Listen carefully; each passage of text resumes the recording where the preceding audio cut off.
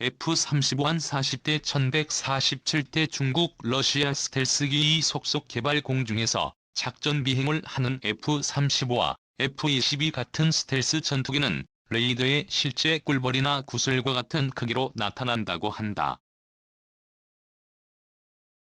레이더 감시요원들이 이것의 실체를 금방 식별하기는 사실상 불가능한 이유다. 스텔스 전투기는 정밀해 잘 포착되지 않는 기술을 적용한 5세대 고성능 전투기다. 관련 기사 국가별 군사력 평가서 한국 7위 북한 18위 1위는 미국 인천의 사고 해군 부사관 교육과정 개설. 올해부터 지원 가능 해군 SLS-6 혹한기 훈련 구조작전 태세 유지. 레이더는 마이크로파 정도의 전자기파를 물체에 발사해 반사되는 전자기파를 수신해 물체와의 거리, 방향, 고도 등을 파악한다. 레이더 피탄 면적인 RC의 수가 적을수록 탐지될 가능성은 작아진다. RCS를 비교하자면 사람은 2제곱미터 F-15와 F-16 전투기는 각각 25제곱미터, 5제곱미터이다. F-35는 0.500제곱미터, F-22는 0.000제곱미터 수준이다. 공군의 한 관계자는 21일 F-35와 F-22가 공중에서 임무를 수행할 때면 넓은 하늘에서 꿀벌이나 분쟁이 한 마리를 찾는 것과 같이 포착하기 어렵다고 설명했다. 동북아 하늘 스텔스 전투기가 147대 도입 계획. 한국과 일본 등이 도입한 F-35A는 레이더 피탄 면적이 낮아 5세대 스텔스 전투기에 속한다. 적전투기와 공중전을 벌이면서 동시에 지상에서 발사되는 지대공 미사일 위협도 무력화할 수 있는 능력도 갖춰 5세대로 불린다. 상대에게 들키지 않고 치명상을 가하는 방식의 현대전에 최적화된 고성능 전투기다. 현재 공군의 주력 전투기인 F-15K의 경우 적진에 침투하려면 적지상 지대공 무기체계와 방공망이 어느 정도 무력화되어야 한다. 예를 들어 SK 계열의 지대공 미사일이 촘촘히 깔린 북한과 같은 지역으로 F-15K가 단독 침투해 작전을 펼치면 생존 확률을 보장받기 어렵다. 서해 북방 한계선 일대에서 국지전이 발생했다고 가정하면 함포와 SJ-5 지대공 미사일 이동식 발사 차량 미국 -23, 29 전투기 등이 동시에 움직인다.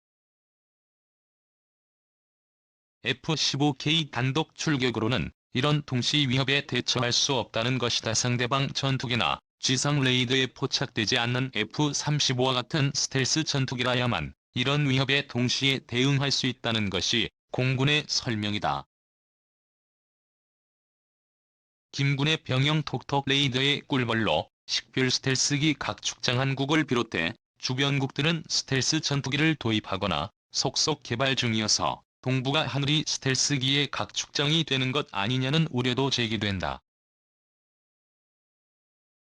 현재 F-35 22대를 보유 중인 일본은 장기적으로 F-35형 전투기를 147대 수준으로 늘려나갈 계획이다.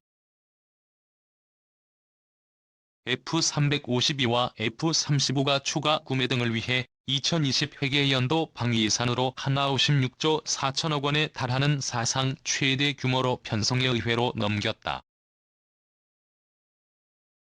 내년도 방위 예산은 공격형 전력을 확충하는 사업에 상당히 투자될 것으로 보여 전쟁 가능한 일본으로의 야망을 드러내고 있다.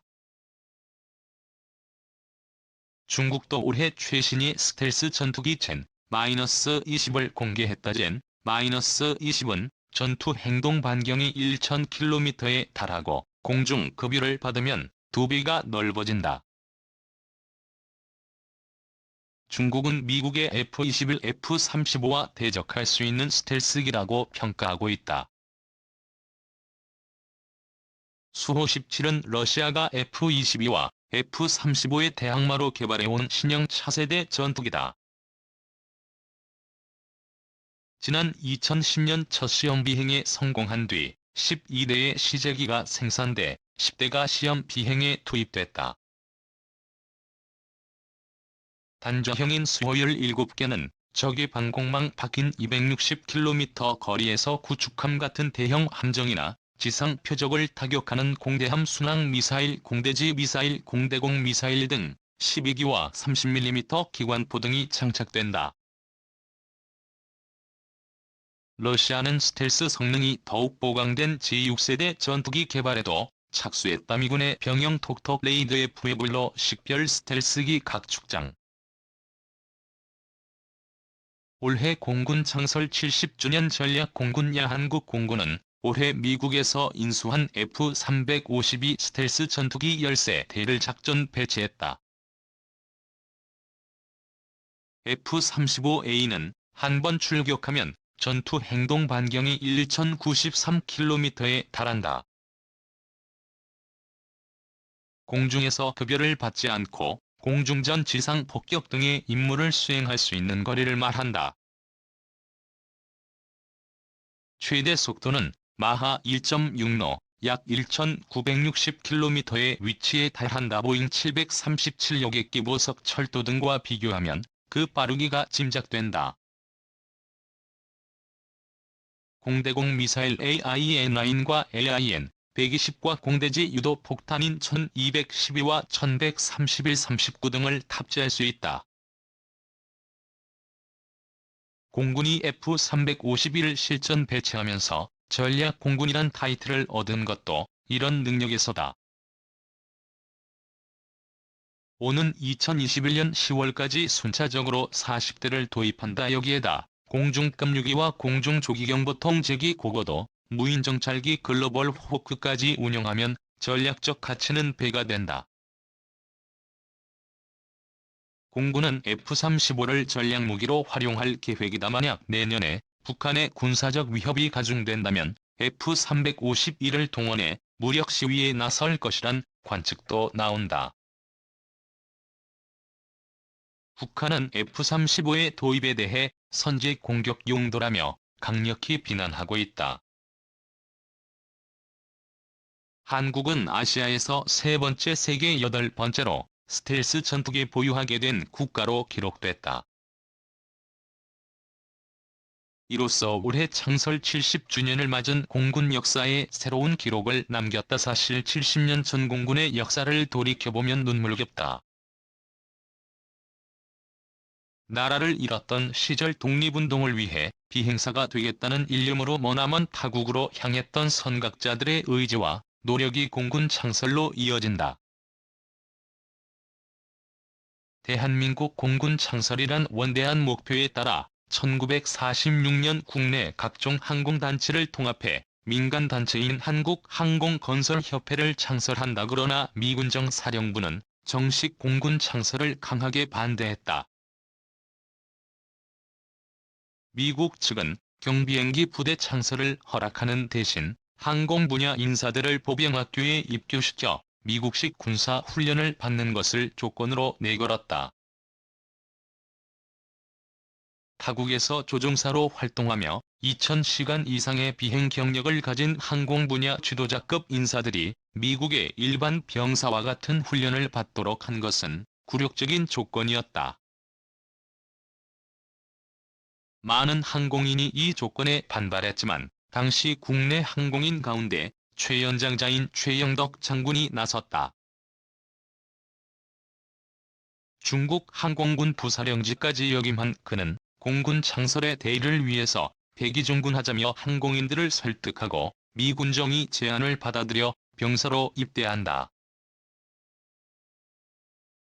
이때 최영덕 장군과 함께 입대한 장덕창, 이영무, 박범집, 김정열, 이윤석, 김명한 등 7인은 이후 공군 창설의 주역이 됐다.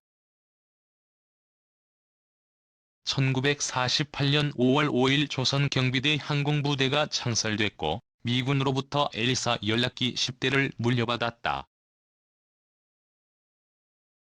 이 연락기를 주축으로 1949년 10월 1일 대한민국 공군이 창설될 수 있었다. 한국 북한 장사정포 대응 스텔스 무인 항공기 개발 착수. 한국군 당국이 유사시 북한의 장사정포와 이동식 미사일 발사대 등에 대응하기 위한 스텔스 무인 항공기를 개발할 계획인 것으로 전해졌습니다. 스텔스 전술 타격 체계가 개발되면 북한의 장사정포에 상당한 위협이 될 것이라는 전망입니다. 서울에서 한상미 기자가 보도합니다. 한국군 당국이 내년부터 추진할 창조국방 31개 과제 가운데 최공형 스텔스 무인기 전술 타격 체계가 포함된 것으로 알려졌다. 권기현 한국국방부 정무관입니다. 녹취 관계한 한국국방부 전문관 한국국방부는 미래 국방환경 변화에 능동적으로 대응하기 위해 창조국방론 1개의 추진 과제를 선정하여 추진 계획을 구체화하고 있는 중입니다. 제공형 스텔스 전술 타격 체계란 상대방 레이더에 포착되지 않는 스텔스 기능을 갖춘 무인 항공기를 개발해 북한의 대공포 유효 사거리보다 높은 고도에서 유사시 북한의 장사정포와 이동식 미사일 발사대 등을 타격하는 무기체계입니다. 한국의 서울과 수도권을 위협하는 북한의 240mm 방사포와 170mm 자주포 등 장사정포와 스커드 노동 무수단 등 각종 미사일을 촬영해서 발사하는 이동식 발사대를 공중에서 타격할 수 있습니다. 신인균 자주국방네트워크 대표입니다. 그런 것들이 북한의 삼북쪽에 있기 때문에 한국 공군이 타격하기 힘듭니다. 따라서 이번에 한국군이 개발하기로 한 이 무인기는 북한산 뒤쪽으로 도로 들어가면서 렌즈로 확인하면서 정확하게 조정해서 들어가기 때문에 북한 장사정포에게는 상당한 위협이 될 수 있습니다. 이 타격 체계는 북한의 미사일 발사대와 함정 동굴 속에 장사정포 등 대형 표적의 경우 무인 항공기가 직접 목표물에 부딪혀 타격하고 여러 개의 소형 표적의 경우에는 무인 항공기에서 지는 자탄이라고 불리는 다수의 폭탄을 발사해 타격하는 방식입니다. 지능 자탄은 단체에 장착된 음향 센서나 적외선 센서 등을 이용해 자체 유도 방식으로 표적을 명중시키는 폭탄을 말한다. 한국군 당국은 미화약 33만 달러를 투입해 내년까지 스텔스 무인 항공기 전술 타격 체계 개념 연구를 끝낸 뒤 2019년까지 본격 개발할 계획인 것으로 알려졌습니다.